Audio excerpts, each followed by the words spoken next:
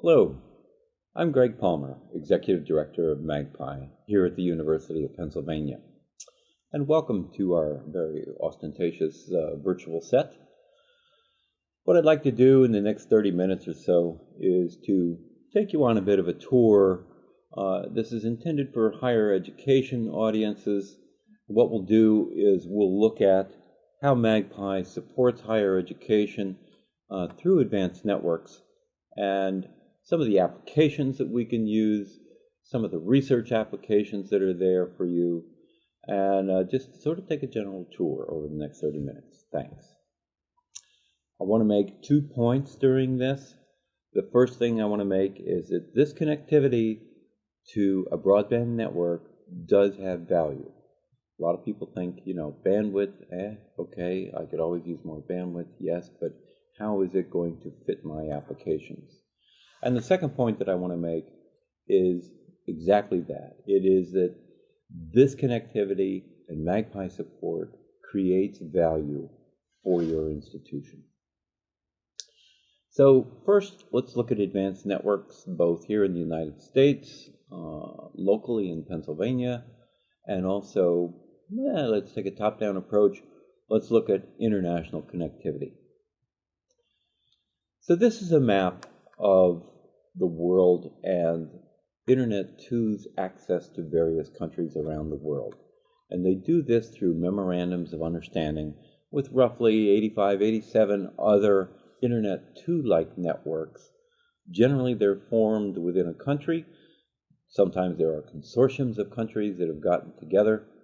And what you see here on those blue areas, those are all of the parts of the world that Internet 2 has access to through their local research and education network. As you can see, Africa is still having some connectivity issues, but I'm proud to say that they're working on that, and in a very short period of time, you'll see that field populated with national research and education networks throughout the continent of Africa. Looking at it on a different perspective, this is the GÉANT network map showing their connectivity throughout the world. GÉANT is a consortium of countries within Europe that have gotten together. GÉANT is the backbone organization and also the connecting site to all these other parts of the world. Here in the United States, this is the Internet 2 network. Internet 2 is the research and education network that was founded in the late 90s when roughly 15 universities got together and decided that as the funding came to a close for what was then the Research and Education Network, VBNS, that they needed to continue this, that there was a definite need as research applications outstripped the ability of the commodity internet or the standard internet as we know it to handle those applications and to be able to transmit them in a timely fashion. Internet 2 is capable of doing 100 gigabit per second wavelengths. For those geeks of you in the audience that are looking at that, it is actually a functional terabyte per second network when you put those multiple 100 gig connections together. This is a map of Pennsylvania, and there you see the PenRen network, which is the first initiative of the Kimber organization, Keystone Initiative for Network-Based Education and Research. This came about through federal stimulus funding. I was proud to be one of the original authors of the BTOP application, in which we were awarded $99.6 million. This will put nearly 48 strands, and it will offer a significant amount of capacity. This is what's called a middle mile initiative, which means that it's a backbone. So some of the components, such as the final connection, or the last mile connection, or the local loop as it's called, are still being worked out. But there are roughly 69 institutions that will be connected right directly on this backbone. And then there's MAGPI. So MAGPI came about when this fledgling Internet 2 organization, and these 15 institutions got together, one of which was the University of Pennsylvania. Our then CIO, James O'Donnell, made a promise to the Internet 2 organization that the University of Pennsylvania would create an aggregation point for research and education traffic and for access to the Internet 2 backbone. An aggregation point is easier to get to than if they had to go to New York City or to go to Washington, D.C. So instead of having 100 or 200 individual connections to one of those two, they could come to here to Philadelphia and to MAGPI, which is about equidistant between New York City and Washington, D.C. This made it much more affordable for them. It made fiber optic cabling a possibility, and it created economies of scale that they would not normally have. What you see up here is some of the research institutions. Originally, we started with two, and that was the University of Pennsylvania and Lehigh University. We now support roughly 700 institutions between research and education, and you see some of them listed there. So we have very high capacity that we provide to Princeton and Rutgers and Temple, the University of Delaware, and of course Penn.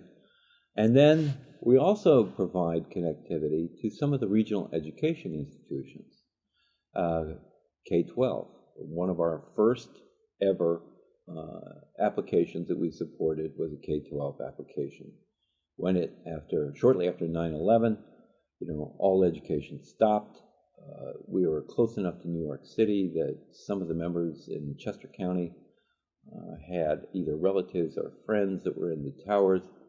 So they asked us if we could help them find a way to continue education during this time of crisis. And we put together a video conference with Queen's University in Belfast, Tel Aviv University in Israel. We had the former president of the School Psychologists Association, and for 2.5 hours we talked. We did this over IP video conferencing, which at the time, if we'd used an older technology like ISDN, it would have cost about $15,000. As it was, it cost about $450 for lunch for all of the attendees. We also do charter schools, private liberal arts colleges. Big push for community colleges right now. They are very innovative, and they are discovering ways to make the technology work for both their faculty and their students. Ithaca, it does digital collections. They're out of Princeton, New Jersey, and they are synchronizing databases in both Manchester in the UK and also in Ann Arbor, Michigan. So they're moving large amounts of data back and forth. Another member community, and one that's very near and dear to my heart, is the performing and artistic and cultural communities. We have connected to us the Kimmel Center for the Performing Arts, the Academy of Music, Opera Company, Philadelphia Museum of Art, Curtis Institute of Music, and the Pennsylvania Ballet Company, just to name a few. And even though you wouldn't think of a broadband, high-capacity network as being appropriate for these organizations, we've been able to do master classes. We've been able to do singing from the opera company. We've had interviews with opera stars. And even though you don't see our physical studio on this virtual set, the opera company came in at one time, and they were demonstrating to students how to conduct a stage duel with swords. The interesting part about that is they got a little carried away, and we have a number of poked holes up in the ceiling from when their swords got just a little out of control. We haven't replaced the ceiling tiles because, it's a friendly reminder of just some of the things that happen here. That's the tip of the iceberg. We've had quartets. We've had dance lessons. We've had African dancers here. Just about anything you can think of has happened in this studio. Looking at some of our affiliate members and partners, the Shoah Foundation is perhaps a great example. They have in their library, which is stored at the University of Southern California, testimonies from 52,000 Holocaust survivors. And not just World War II, but these are also more recent attempts at genocide in the world today. And these are available for people to view. There's even an editor there where you can search for a phrase or a place or an incident, find that, and then take an excerpt of that and use it for your classroom discussions. The Hermitage is the home of Andrew Jackson. CILC is the Center for Interactive Learning and Collaboration. They have literally hundreds of content providers, and which we are working with them in order to bring to our members, and also to bring some of our content to some of the members of CILC. NiserNet and NJ Edge. NiserNet is our counterpart to the north. It is a regional connector for Internet 2, and we have additional connectivity there where we will be presenting some of our programs to students and faculty in the state of New York. NJ Edge is a state network which is a very, very close partner of ours, and they connect virtually all higher education in the state of New Jersey and are now bringing together a number of K-12 organizations as well. So we work very closely with them. Another thing to think about is healthcare. Now, healthcare communities today are experiencing a number of challenges and a number of issues. In some cases, such as Geisinger Health System, they do genomics research. This research creates an enormous amount of data. So on the research side of the house, they're moving literally hundreds of gigabytes worth of data to their collaborators, which may be in the US or may be around the world. When we look at the Delaware Health Information Network, we don't have that connection just yet, but hopefully we will in the future. But we're working closely with them on things like electronic health records. So when you think of taking your electronic health record, and when you're in another place, another state, you want to have that physician that you may go see elsewhere, you want him to have your complete health record and history. Well, where does MAGPI come into that? Because these are usually transaction records and fairly small. When you start moving images around, MRIs, X-rays, these are very large data files. And we hope to help coordinate both the Delaware Health Information Network, Pennsylvania, and New Jersey healthcare institutions to be able to move that information around economically. Here at the University of Pennsylvania, they have a large initiative in the country of Botswana in Africa. Botswana is not yet connected, but that doesn't mean that we can't act as a liaison between the University of Pennsylvania and the country of Botswana to get data and information to flow smoothly between those two countries. The list literally goes on and on. Let's talk just a second about international. So I showed you some of the international connections, and it just so happens that I'm the chair of the Africa Regional Interest Group. So I have a particular interest in some of the consortiums that are growing in the African continent.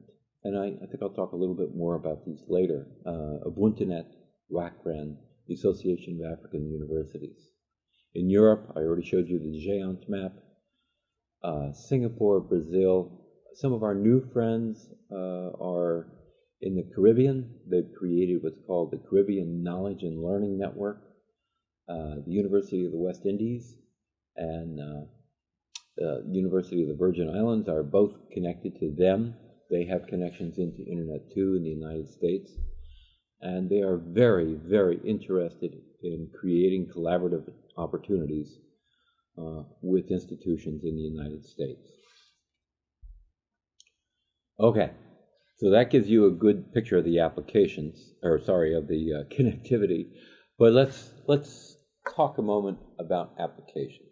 Remember that in the past, research applications were outstripping the commodity internet's ability to move files through a network that was filled with congestion and latency.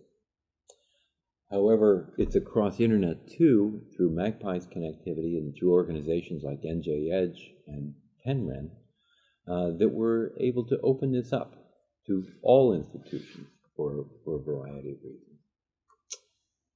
Looking on the international side, a good example is Dr. Stephen Pizer at the Temple Fox School of Business.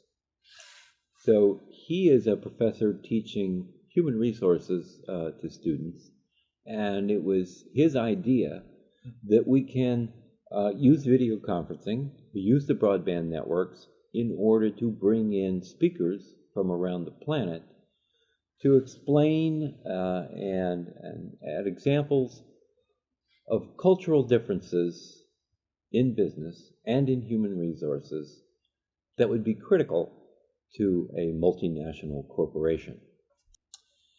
As I mentioned, I'm the chair of the Africa Regional Interest Group.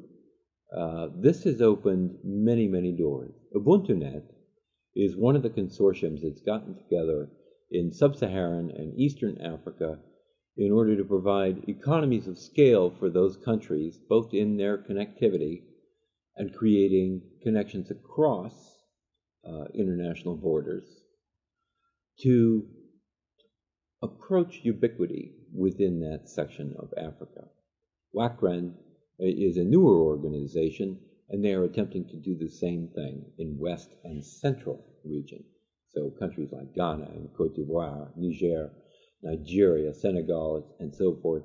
So these countries are all working together in order to create that same kind of economy and access to broadband connectivity throughout the world. It wasn't that long ago, it was probably about 5 years ago, these countries were paying upwards of $5,000 a megabit a month. This is less than you get with a DSL connection, less than you get with a cable modem, and they were paying $5,000 a month for that. Those prices are dropping rapidly with the installation of new submarine cables that go up either into Europe or across into South America, and we're able to tap into that. So on that international picture, I don't think there's a university president alive that doesn't have international mentioned in their mission objective. Thinking of just a couple more applications there. Study abroad. All right, so you send a student to another country, and they're there for maybe 6 weeks, maybe a semester, maybe they're there for a year. But it's an immersion process, it's language study, it's cultural studies that take a certain period of time, and then they come back, all right? Then that immersion process generally kind of ends. Well, why not use the network? Why not use either desktop video conferencing or room video conferencing to keep that immersion process alive, to keep those language skills active, and to keep those relationships active? So think of that. Now, just to sort of demonstrate this, I'd like to play at least a portion of a short video. This is what you're going to see is you're going to see a student from Temple, Rome on the right-hand side, and you'll see a classroom on the left-hand side, which is actually at Bucks County Community College. We took this from a presentation that Dr. Pizer did for the Faculty of the Future event at Bucks County Community College. And I want to tell you right up front, we did not put the student up for mentioning MAGPI, a dozen times during the video. He kind of did that on his own. So with those apologies, let's watch this. Stood out to us? What one thing that your instructor used online really grabbed you and brought you into the class? I would have to say right now, this MAGPI, because I never really used this type of technology before. MAGPI, Twitter, this was a new thing to me when I came into the Fox School of Business here. And not only ethics class with Professor Pizer, but the school in general does a good job at utilizing all of this technology, as well as teaching their students how to integrate this technology into their job field to make them the most successful that it could be. Okay, I think you get the idea. So let's look at some more applications, more things that we can do. I already told you about my love for the performing arts. Well, we made an investment in something called LOLA. L-O-L-A, LOLA. I think there's a song to that effect somewhere in the past, but what this has to do with is low latency. So in any network, when the bits flow through the fiber, they are slowed down every time they hit a piece of equipment. So the more pieces of equipment, the more things are slowed down. Distance also plays a part in this. So in most cases, in the past, when we did master classes or we did performances, the difficulty was that the musicians had to adapt to the latency, which could be anywhere from 50 milliseconds on a good day to 300 or 400 milliseconds on a bad day.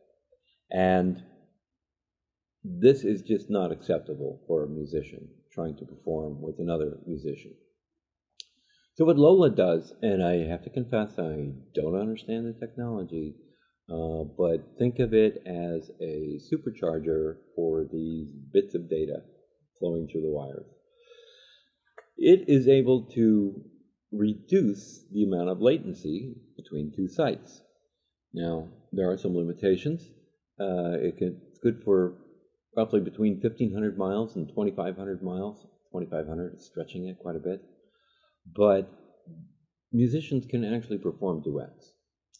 And depending on when you're watching this, we will be demonstrating this at the Fall Internet 2 member meeting, which will be here in Philadelphia from September 30th through October 4th.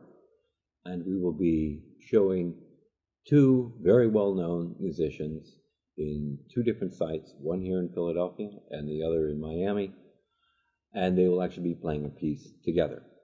And I'm sure that will work just fine. No network gremlins here. Think of this, master classes, Curtis Institute of Music, the Philadelphia Orchestra, both of which do these. There are other music schools around the country that also do master classes. This makes this much more doable and much more realistic in time. Getting away from Lola for just a second, back to the Opera Company. They have done a number of events here, and they have about a dozen events planned for this coming 2012-2013 academic year. It will be interviews with opera singers. It will be a look at various forms of vocal music, histories. It's a great program set up. The Kimball Center for the Performing Arts, which is also connected, has done a number of things, and we've broadcast them out of their studio on Broad Street here in Philadelphia. And they also have a number of events planned for this coming year. All right, let's look at science for a moment. Remote instrumentation. Broadband networks lend themselves very well to remote instrumentation. We have electron microscopes. We have a number of large devices that are actually shared between institutions. And the one I have shown here on the slide is called Shared Skies.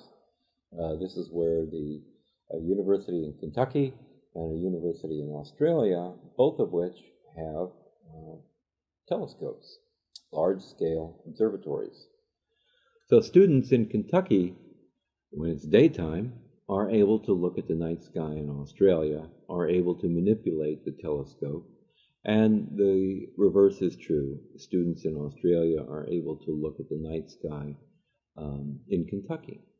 So this works extremely well. And if you Google that, Shared Skies, you'll get a lot of detailed information on that.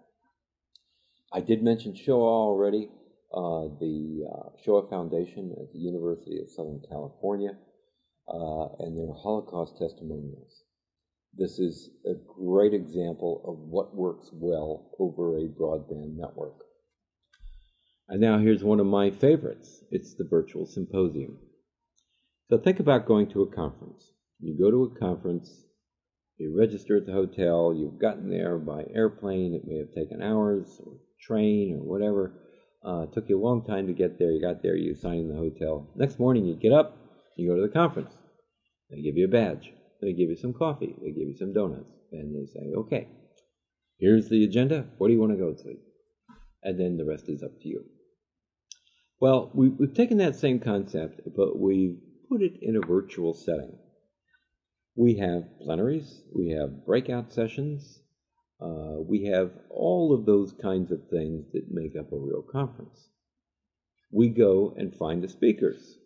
On the health sciences one that's shown up there, we had a gentleman from the University of New Mexico, very famous for his work in telemedicine initiatives, speak to a group. We had another person from Arcadia University talk about physical therapy. So we had we talked about electronic health records. It ran the gamut of different aspects in health sciences. Then we had these breakout sessions. So what they would do is all the people that were coming in through video conferencing were in the same room as the plenary. And then our engineers would ask them and say, all right, what breakout session would you like to go to? And then per site, they would drag them, electronically of course, into the breakout session room. And here they would hear another talk. All right, well, one of the problems with conferences is if you missed the other one that you really wanted to see, not quite as bad as the one you went to, but you're really sorry you missed it. Not a problem. So these are all archived. They're also streamed so that you can look at them after the fact, generally within 10 to 15 seconds after the recording stops. You can go back and look at all the other breakout sessions. All right, so you don't have video conferencing equipment or don't have access to it, or we're in a time zone and it's 2 o'clock in the morning where you are, but you still want to watch this conference. It's okay. We can stream it. So these things are generally streamed out. You can go up to 1,000 sites, and 1,000 people can view the conference. So it has pretty much everything a conference has except for the coffee and donuts, but that could also be supplied locally. One other thing we're working on with virtual symposiums, and that is the result of some feedback that we got. So some folks said, hey, I really want to go to a conference because not only do I want to see the various talks, but I'll see colleagues that I don't see the whole rest of the year at this conference. And it's an opportunity for us to catch up. We go out to dinner, we have a few drinks, we talk about our particular area of interest, but you can't do that on yours. I said, oh, sure you can.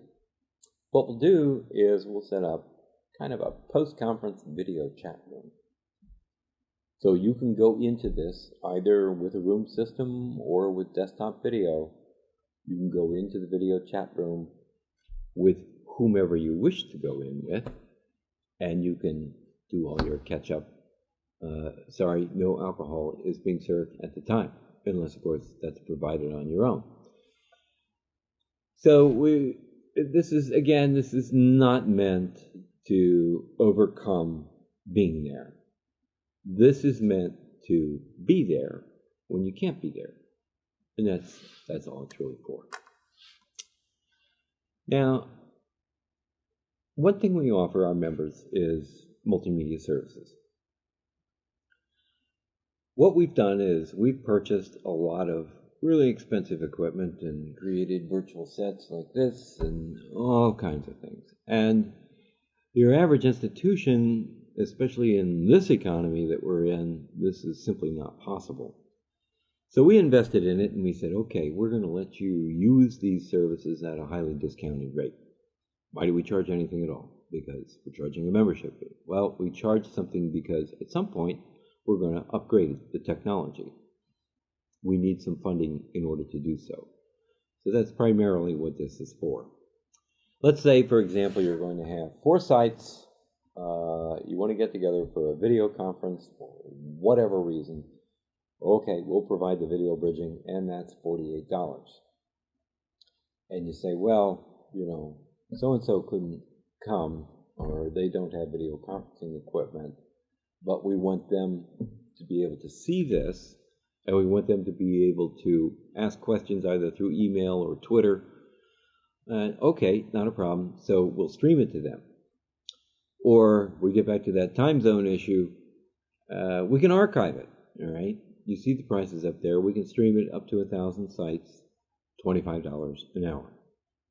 We can archive it for 1 year for $25 per hour of video.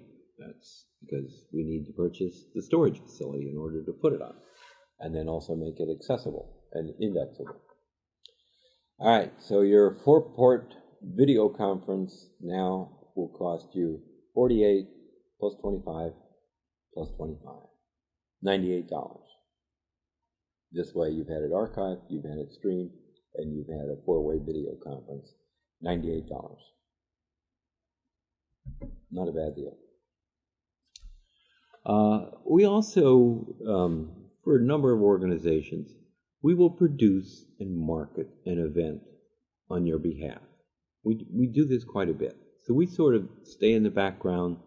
Our technical folks, our engineers, will be the ones manipulating the content. They know when to put it forward. They know when to take it off. They know when to go to a widescreen, narrow screen. So all this has been sort of hashed out ahead of time, and they're testing also with your individual sites. We have these virtual sets, such as you see behind me. We have about 20 different kinds that you can use. It requires a green screen on your part now. But we can do that, or in some cases, we'll customize a set for you. There's a fee for that. And that kind of depends on what it is you want to do. But the whole point is that we've made these investments. You don't have to. We'll take care of it on your behalf. So with that, I want to close with a thought, and hopefully I've left you with many thoughts to consider. I think what we'll do for you is, if you want to get your feet wet, we will hold a virtual symposium for your institution. That is, we will put it all together for you on your behalf. We'll provide the behind-the-scenes engineering and electronic movement of participants. And this gives you an opportunity really to show off your strengths, to show off your institution, or to simply bring together your collaborators and colleagues from around the world to an event that is yours. And we'll stay out of it, and we'll just make sure that it works smoothly. We can stream it, we can archive it, any of those things that I mentioned before. So I'd like you to think about that. What we'll do is, after we've taken your requirements and what you would like to do, we will make that, greatly reduced from the already greatly reduced discounted fee that we offered you. So with that, I want to thank you again. My name is Greg Palmer. My email address is at the bottom of the screen there, gpalmer@magpi.net. Appreciate your time. Please reach out to us. We would love to have you as a member of our organization, because part of the strength of this is those member organizations, their ability to work with each other, to collaborate, and allow us to be the facilitator and enabler. Thank you very much.